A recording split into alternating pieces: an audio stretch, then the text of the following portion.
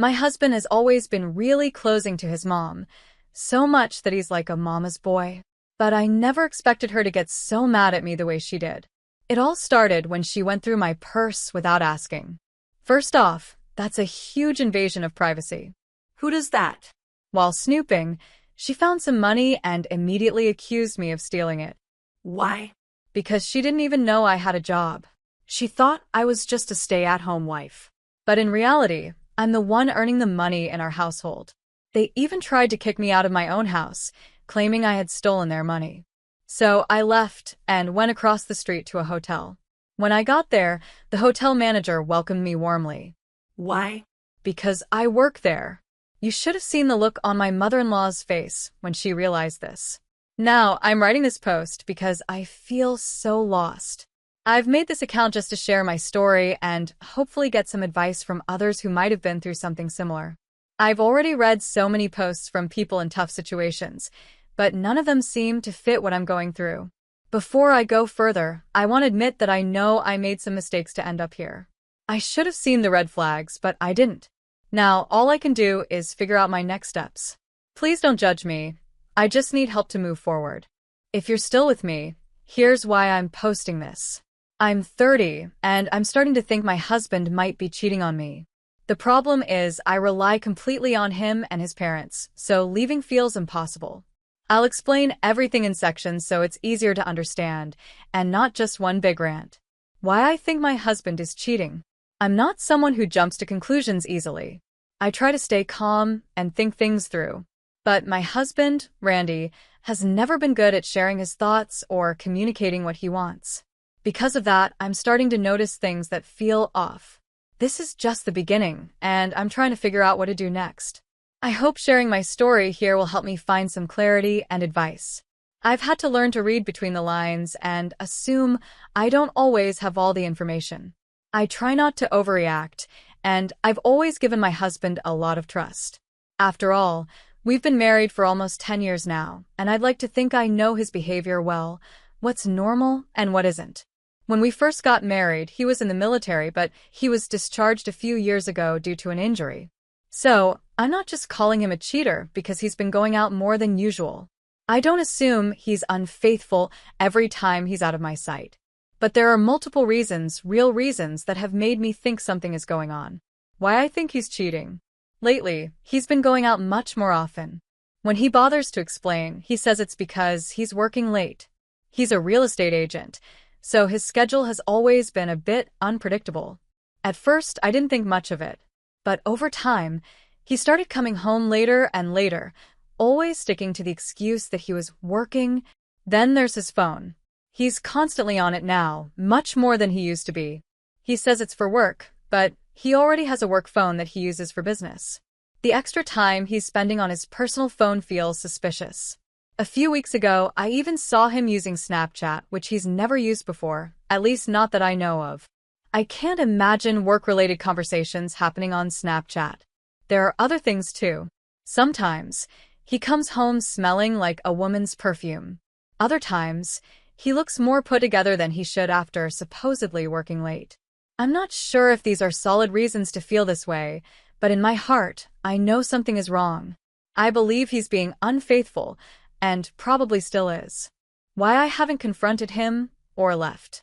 You're probably wondering why I haven't just talked to him about this or left. The truth is, talking to him wouldn't help. He doesn't handle problems well, no matter how gently I bring them up.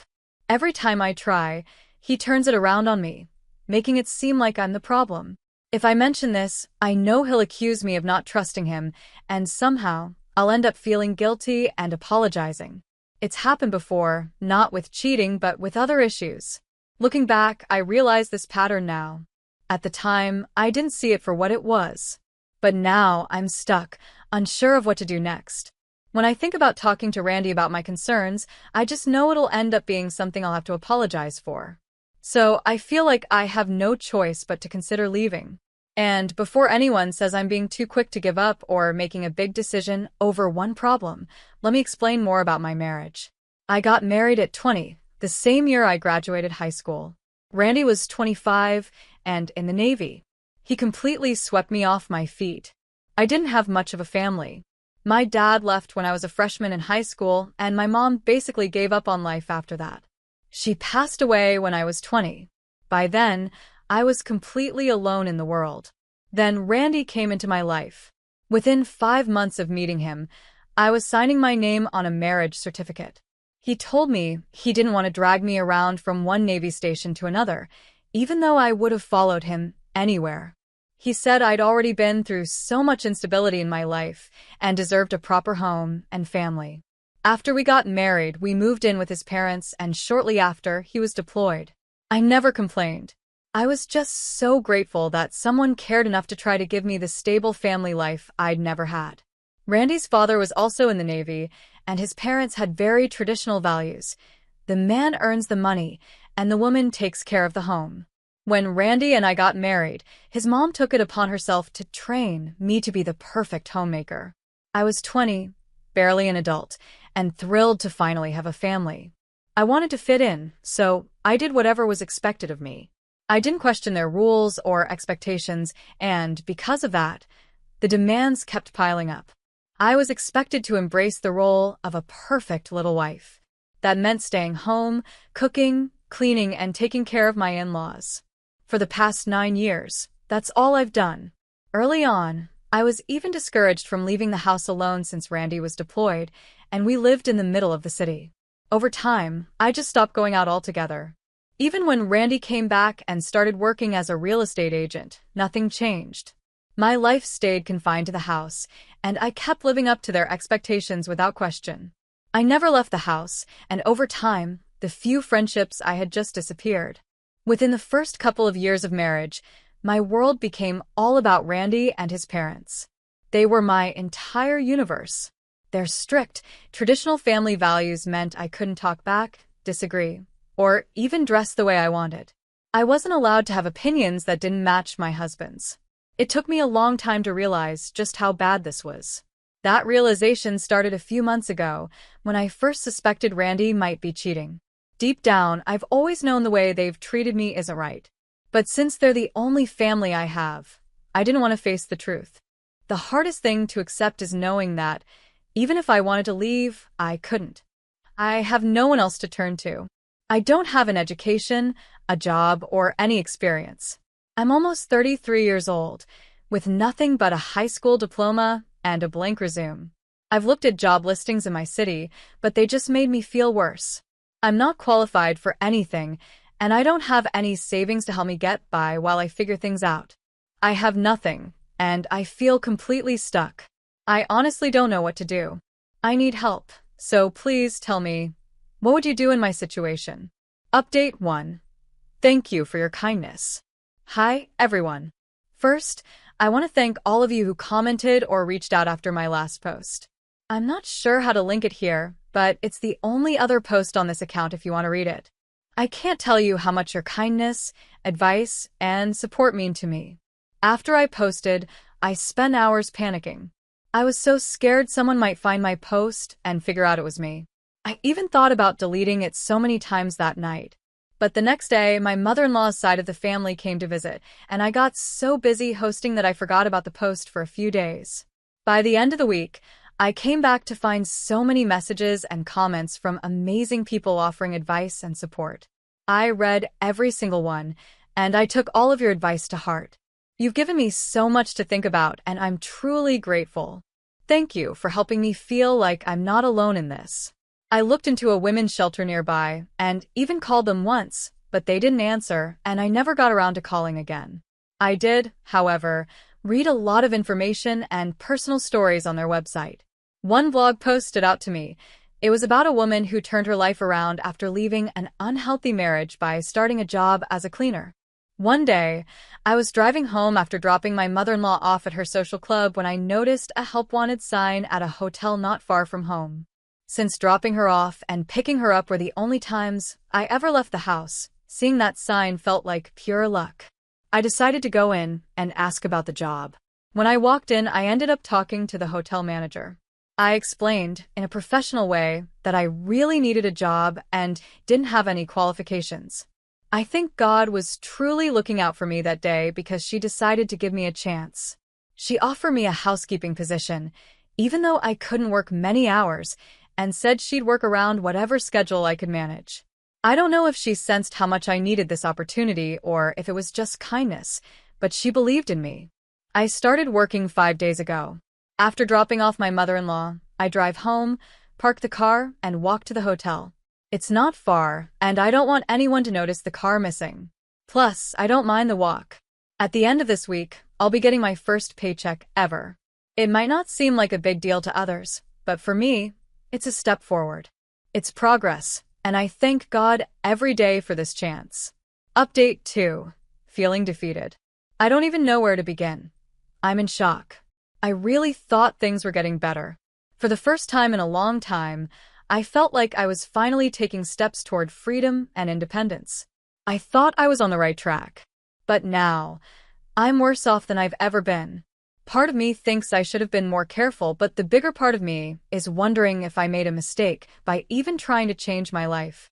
I wanted freedom so badly, in any form, but now I don't know if I made the right choice.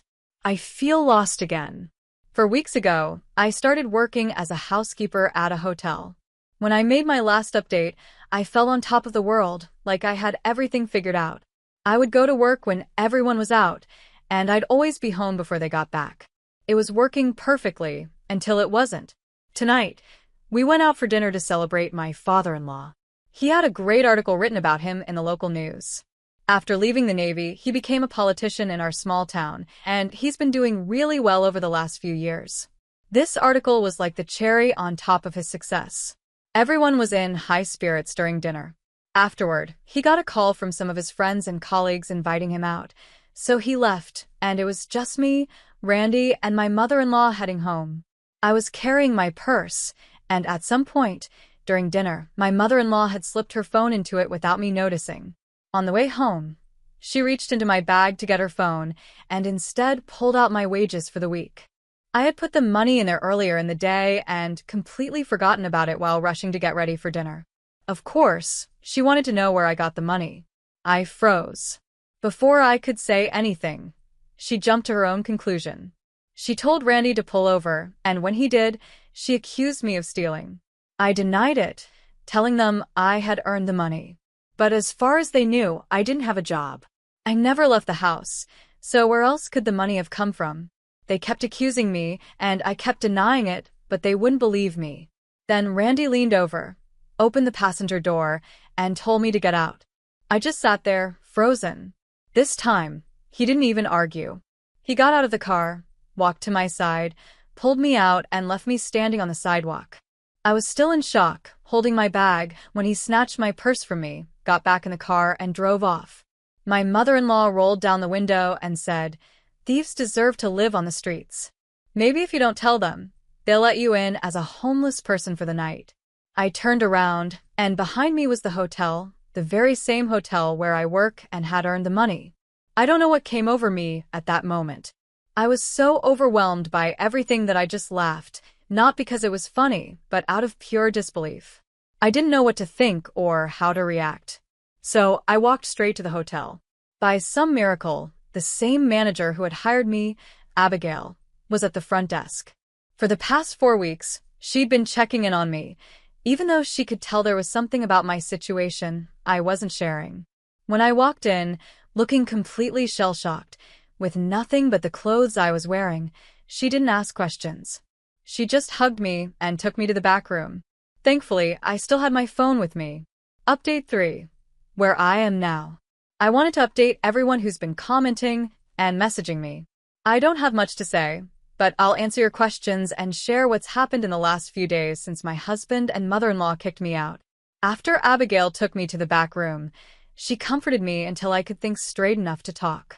I ended up telling her everything. Maybe it was unprofessional to share so much with my manager, but in that moment I needed someone, and she was there. Abigail listened patiently, and when I finally finished, feeling embarrassed and ashamed for unloading all of that on her, she surprised me. She said she was sorry I'd been going through so much. I couldn't believe it. Here I was, bothering a woman I'd only known for 4 weeks, and instead of judging me, she offered nothing but understanding. Abigail told me she had suspected there was more to my story from the moment I came to the hotel looking for a job. She said she would never turn her back on a woman in need. Then, she told me something shocking. She had seen Randy and my mother-in-law's faces when they realized she'd welcomed me into the hotel. She said they looked pale as ghosts before driving off in a rush, almost like they were the guilty ones. Abigail went above and beyond for me. She gave me a room to stay in, sent up some hot chocolate, and even found a spare charger for my phone. That's where I wrote my last update from.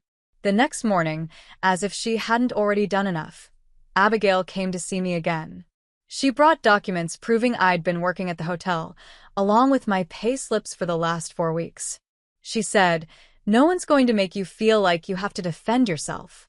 You've earned this money, and you deserve your dignity." Abigail's kindness has been more than I could have ever asked for, and I'm so grateful for her.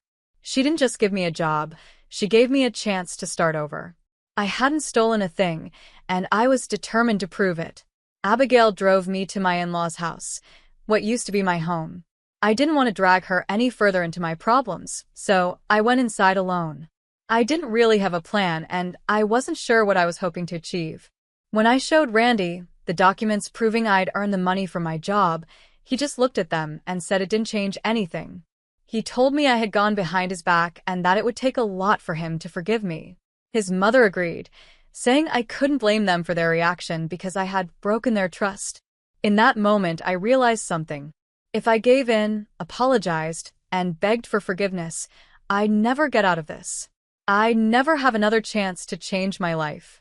It took every ounce of strength I had to walk into our bedroom, grab a few things, and leave as quickly as I could. I'm so thankful I followed the advice from a commenter who told me to have my important documents ready to go. Those were the first things I grabbed. And I'm even more grateful that when I walked out, practically running as Randy screamed at me, Abigail was still waiting for me outside. So, here I am now, sitting in a hotel room with just a duffel bag and nothing else to my name. This is what I wanted, isn't it? Update 4. Standing up for myself. For 10 years, I did everything my husband and his parents told me to do. I learned to be a good wife, the perfect daughter-in-law, a homemaker, a maid, and their errand girl. I learned that when they said something, it wasn't my place to argue. But when they threw me out into the street in the middle of the night, they lost the right to have me silently follow their rules. And when they came into my workplace and berated Abigail, the one person who ever stood up for me, they crossed the line. Abigail is the only person who has supported me in the last decade, and I decided I was done being passive. I was right at the end of my last update. This is what I wanted. I gained nothing by sitting here, wallowing, and letting them control my life. There were even bruises on my arm from where Randy had grabbed me to pull me out of the car. I didn't notice them at first, but when I finally did later that night, I realized just how much I had let myself endure without saying anything. I didn't know what to do with that realization at first, but now I do. I'm done letting them hurt me, and I'm not going back. I figured it all out when Randy and my mother-in-law showed up at the hotel. They came in thinking they could confront Abigail, accusing her of sticking her nose where it doesn't belong and filling my head with nonsense. Then they tried to threaten Abigail's job by name-dropping my father-in-law, the politician. But I was ready for them. I had already taken the CCTV footage from the night Randy threw me out and paired it with photos of my bruises. I went straight to the police. I didn't care if they couldn't take action. I just wanted to make a report and make sure they had the evidence. I also emailed everything to the same newspaper that had recently written a glowing article about my father-in-law. You know, the one we were celebrating when this whole mess began. As of this morning, 3 local newspapers and 4 websites have published stories about a prominent local politician's wife and son abusing his daughter-in-law and throwing her into the street. Each article has called out Randy and his mother, putting a spotlight on the so-called family values my father-in-law claims to uphold. So far, I haven't spoken to any of them, but I've received at least 10 calls from my husband, my in-laws, and a bunch of unknown numbers, probably them or maybe journalists. I don't know if they're looking for me, and I don't care. I don't plan on seeing them again until I have a lawyer and file for divorce. Right now, I'm staying in Abigail's apartment, far away from the people I once called family. It's scary. I don't know what the future holds, and I don't have everything figured out. But I know this. It's better than going back. It will get better. Last night, I read a quote that said, "To build your new life, sometimes you have to burn your old one to the ground. It's painful, and it's not easy, but it's necessary." This is what I need to do to move forward and finally build a life of my own. Update 5. The final update. Hi, everyone. I never thought I'd come back to this post, especially after all these months, but I just had to share the good news with the people who helped give me the strength to break free. I just got promoted. It's not official yet and won't take effect immediately. It might not even happen this year, but I've been accepted into a management training program at the hotel. It's a small step, but it's mine. For the first time in years, I feel like I'm building something real for myself. Thank you to everyone who supported me through this journey. Your kindness and advice gave me the courage to take control of my life. Thank you, truly. I'm still working as a housekeeper, which, after all those years of homemaking, turns out to be something I'm really good at. But now, I'm being trained to take over the housekeeping management role. Along with the promotion comes a nice pay raise, and I'm now a full-time salaried employee. Can you believe it? On top of that, I'll be working more closely with the head of housekeeping, who told me she sees me as capable and even suggested I could take over her position when she retires in a couple of years. Not only is that an important role, but it also feels amazing to know someone believes in me and sees my potential. On another note, I'm also in the process of getting a divorce. I eventually reached out to the women's shelter I called before, and they helped me connect with a divorce lawyer who specializes in cases like mine. If all goes well, Randy will have to cover the cost of my legal representation. I won't go into too much detail about the legal stuff. It's long, complicated, and not as interesting as the rest of what's happened. Speaking of Randy, things took quite a turn for him after the media circus surrounding the police reports and CCTV footage. His father's office released a public statement disowning Randy's actions. They even said his father was so disgusted with Randy's behavior that he cut him off entirely. Since Randy was still living with his parents, cutting him off meant he was kicked out of their house. You'd think that wouldn't be a problem for a supposedly busy real estate agent, but it turns out Randy wasn't as booked and busy as he claimed. He's now living with his maternal aunt and has been sending me texts complaining about how I abandoned him and how he's been left with nothing. He even brought up our vows, saying I left him in his time of need. I haven't responded to any of his messages, but I've been forwarding all of them to my lawyer. As for Randy's father, he's been scrambling to repair his public image. His political rivals wasted no time using the scandal against him. From Randy's texts, I know his father has banned his mother from going to her social clubs because he doesn't trust her to keep quiet and not make things worse. Apparently, she's now stuck in the house, just like I used to be, while Randy is completely banned from the property. As for me, I'd rather focus on my promotion and the new chapter of my life. Thank you all so much for your support. It means the world to me. Goodbye.